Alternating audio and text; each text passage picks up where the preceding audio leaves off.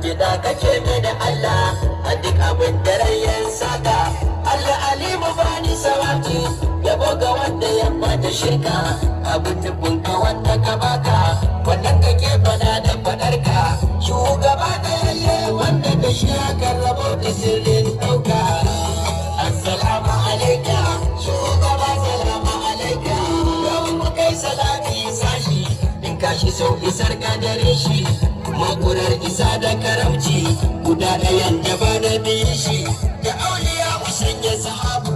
waɗanda rayuwa suka bashi Siddiqu Usmani da Umar guda jiran dubu alhaidar da ahalin gidan ka sai da kowa ya samu su suka bashi.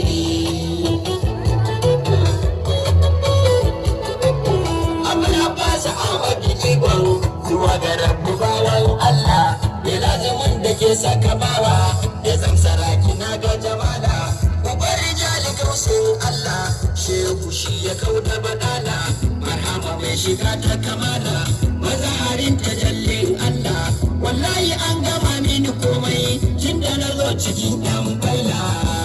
Assalamu alaika shugaba, salamu alaika shawa abul fituwa tisiri batu zuwa ga sashin ruhi iya abin da duka fahimta kada ka nemi karin sharhi rabo game rabo kaunar shi sirrin ubangijin al'arshi dan Fatima na manzon Allah kaunar karai da rai muka kulla me yawa ka ishe ni a komai in babu kai abu zan bar shi.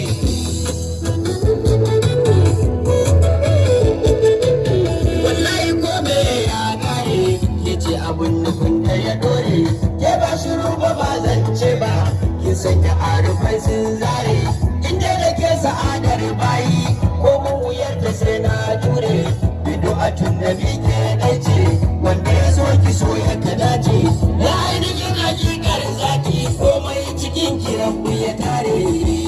Assalamu alaika shugaba, salamu alaika sallama ga wanda buwayi ke ji da shi ta kowa na kauli annabi son ka sai in ka so mai sanya so ka babu dalili albarkacin ka dabba ke magana ta hankali ina da su'ali shi ma ya sanya